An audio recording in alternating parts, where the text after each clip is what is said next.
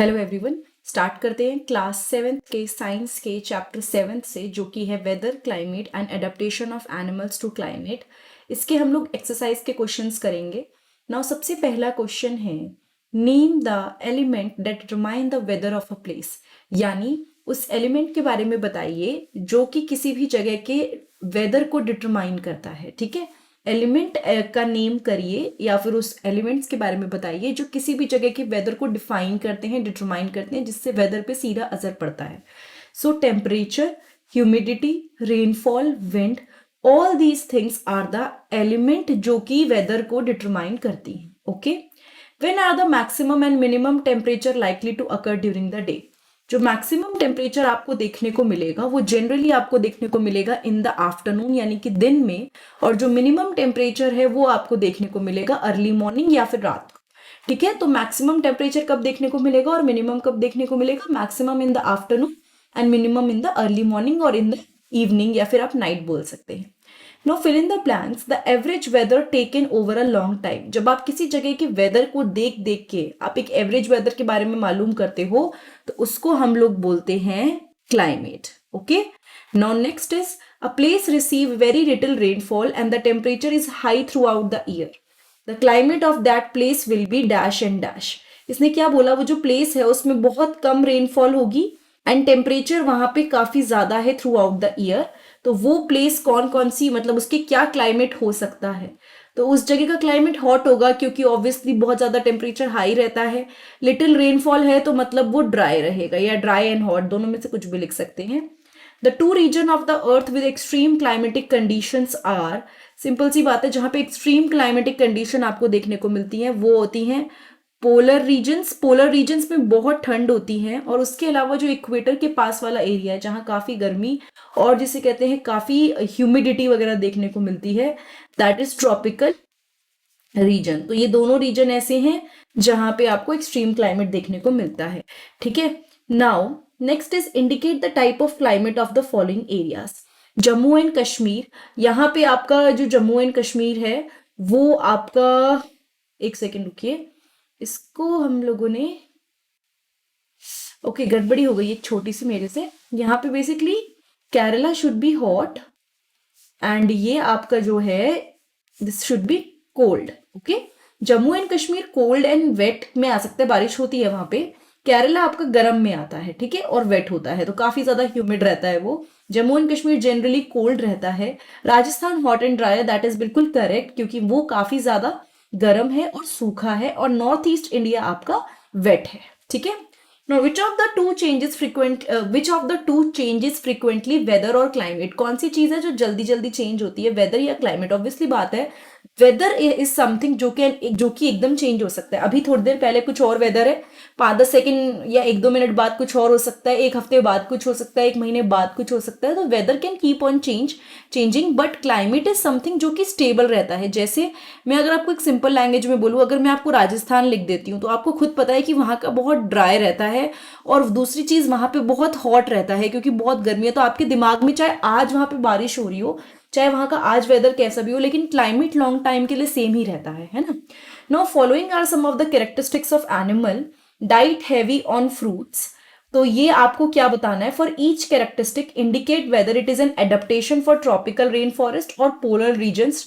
Do you think that some of these characteristics can be adapted for both region? यानी ये जो characteristics दे रखी है 1 से लेके 10 तक, इसको आपको बताना है कि ये जो कैरेक्टरिस्टिक्स हैं ये एडेप्टेशन ट्रॉपिकल रेन फॉरेस्ट के हिसाब से रहे या फिर पोलर रीजन के हिसाब से रहे। और दूसरी चीज आपको ये भी बताना है, आपको क्या ऐसा लगता है कि some of these characteristics can be adapted for both region? क्या आपको ऐसा लगता है कि ये जो कैरेक्टरिस्टिक्स है ये दोनों रीजन के लिए आ सकती हैं, ये वाली कैरेक्टरिस्टिक्स? तो हम उसके हिसाब से लेके चलें तो डाइट हैवी ऑन फ्रूट, तो पोलर एरिया में फ्रूट्स तो आपको नहीं मिलेंगे, तो that can be an example of tropical area. Need to migrate, that happens in polar region. जैसे आपको पता ही है आर्कटिक टर्न या साइबेरियन क्रेन ठंड में वापस गर्मी के वाले एरिया में चली जाती है। स्टिकी पैड्स ऑन फीट, जो कि आपका किसका एडेप्टेशन है? ट्रॉपिकल एरिया का। वहां पे जो फ्रॉग्स होते हैं, रेड आइड फ्रॉग्स वगैरह, उनके इट इज कॉल्ड थोड़ा सा वैसा एरिया होता है। वाइड मतलब उनको जरूरत होती है स्टिकी पैड्स की to stick on the trees. Wide and large paws, ये पोलर एरिया का जो एनिमल्स हैं उनके केस में आपको देखने को मिल सकता है, ठीक है। उसके अलावा यहाँ पे अगर हम चले 1 2 इसके हिसाब से चलते हैं, वाइट फर, तो ये पोलर एरिया का है, आपको भी पता है। लाउड वॉइस, यहाँ पे हम लोग मान के चल सकते हैं ये जो लाउड वॉइस है ये आपका ट्रॉपिकल एरिया का है। And layer of fat under skin, ठंडे एरिया यानी कि पोलर एरिया का। इसके बाद ब्राइट कलर्स जनरली क्योंकि फॉरेस्ट में होंगे तो यहाँ पे हेल्प करेंगे, ठीक है। स्ट्रॉन्ग टेल्स यहाँ पे हम मान के चल सकते हैं, this is for tropical area. And long and large beak, that is again toucan का जो एग्जाम्पल है, that is for tropical area, ठीक है। तो हमने इसके कैरेक्टरिस्टिक अकॉर्डिंग टू सारी चीज़ों में रख दिए हैं।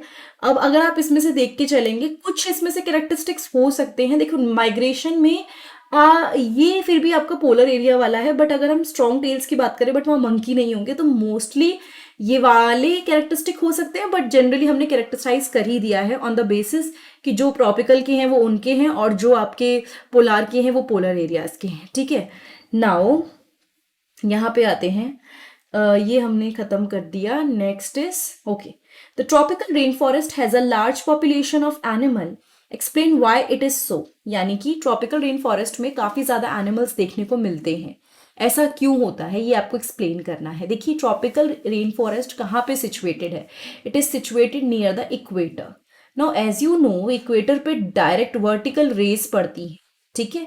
जब यहाँ पे ये रेज अच्छी पड़ती हैं तो वहाँ पे वेजिटेशन काफी ज्यादा होता है, प्लस वहां पे रेनफॉल भी एक कॉन्ट्रीब्यूटिंग फैक्टर है।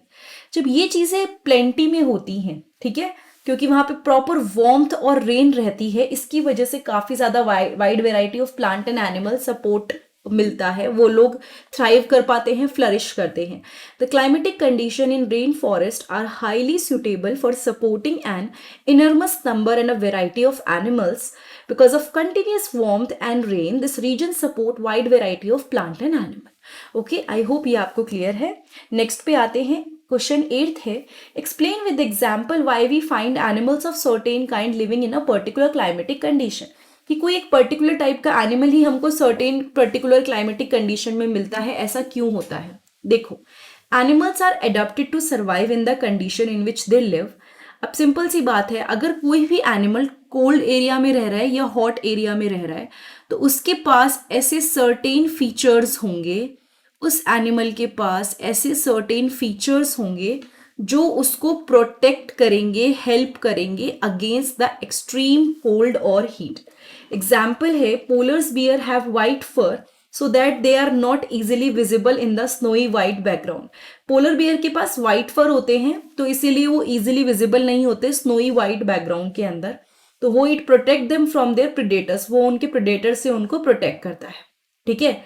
It also help them in catching there pray, वो उनके जो प्रे होते हैं उनको कैच करने में भी मदद करता है। तो पोलर बियर्स के पास व्हाइट फर है तो इससे वो स्नोई व्हाइट बैकग्राउंड में छुपे रहते हैं, plus they have the fat layer, thick layer of fur. और ये सारे फीचर्स किसी गर्म जगह में रहने वाले एनिमल्स के तो नहीं हो सकते, स्पेसिफिक आपको उसी जगह पे ये मिलेंगे जहां पे ठंडे एनिमल्स को सरवाइव करना है, ठीक है। So in fact they are so well insulated that they have to move slowly and often rest to avoid getting overheated.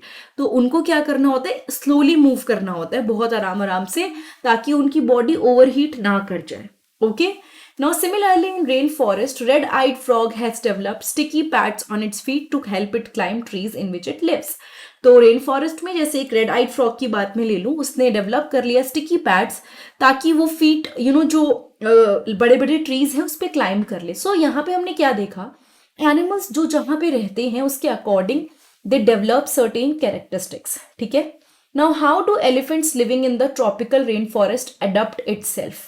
कैसे एनिमल्स मतलब एलिफेंट्स हैं वो अपने आप को अडॉप्ट करते हैं। सबसे पहली बात तो उनकी जो ट्रंक है वो काफ़ी अच्छी स्मेल डिटेक्ट करती, ठीक है, they can detect the smell, ठीक है। ये जो ट्रंक है ये हेल्प करता है पिक करने में, फूड को, खाना भी पिक करते हैं उसकी हेल्प से। प्लस दे हैव, ये सब मैंने पॉइंट कवर कर दिया, आपको दिख जाएंगे। मॉडिफाइड टीथ, मॉडिफाइड टीथ क्या करते हैं, ट्रीज की बार्क्स को टीयर करते हैं, कट करते हैं, जो कि फूड है एलिफेंट्स के लिए, ठीक है। Large years of the elephant, जो बड़े बड़े कान होते हैं एलिफेंट के, उनको बहुत हेल्प करते हैं सॉफ्ट साउंड सुनने में, तो वो बहुत आराम से, बहुत दूर से जो साउंड्स आ रहे होते हैं बड़े आराम से सुन लेते हैं उनको।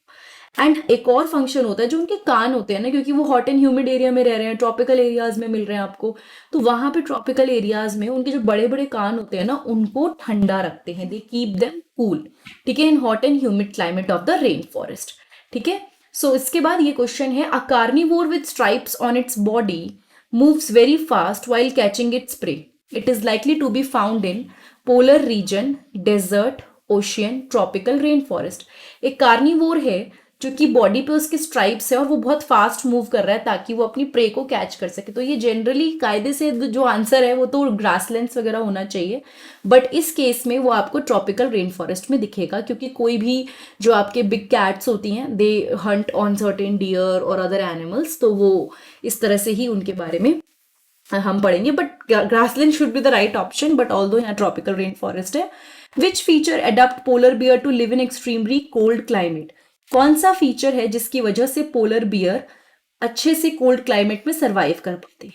ठीक है, तो यहाँ पे ना आप एलिमिनेशन मेथड भी यूज कर सकते हो, जैसे थिन स्किन तो नहीं होगा, पतली स्किन तो नहीं होगी, टेल की जरूरत नहीं है यहाँ पे बहुत बड़ी, ठीक है, white body, paws for swimming, gills for respiration, gills की जरूरत नहीं है, white fur, fat below skin, keen sense of smell, काफी अच्छी स्मेल, तो first should be the right answer. Okay, फिर है which option best describe a tropical region? कौन सा ऑप्शन अच्छे से एक्सप्लेन कर रहा है ट्रॉपिकल रीजन को? Hot and humid, moderate temperature, heavy rainfall, cold and humid, hot and dry. Hot and humid should be the right answer, this is the right answer actually, so ये आपका answer होना भी चाहिए। सो I think यहाँ पे हमने खत्म कर लिया इसको, एंड इसके बाद हम लोग बस, अच्छा आपके लिए एक छोटी सी इन्फॉर्मेशन, जो भी बच्चे ये वीडियो देख रहे हैं, जो भी लोग ये वीडियो देख रहे हैं, क्लास 7th की प्लेलिस्ट के लिंक मैंने नीचे डिस्क्रिप्शन बॉक्स में पेस्ट किए हुए हैं, आप उसको चेक कर सकते हैं, या फिर डायरेक्टली मेरे चैनल पे प्लेलिस्ट ऑप्शन है जिसमें आप जाके अलग अलग क्लासेस की प्लेलिस्ट को एक्सप्लोर कर सकते हैं जो मैंने अभी तक कवर की। एंड अगर ये वीडियो आपको थोड़ी भी अच्छी लगी है तो प्लीज़ चैनल को लाइक, कमेंट, सब्सक्राइब और शेयर ज़रूर कीजिएगा, एंड मोस्ट इंपॉर्टेंटली आप प्लेलिस्ट ज़रूर चेक कीजिएगा। Thank you so much, have a nice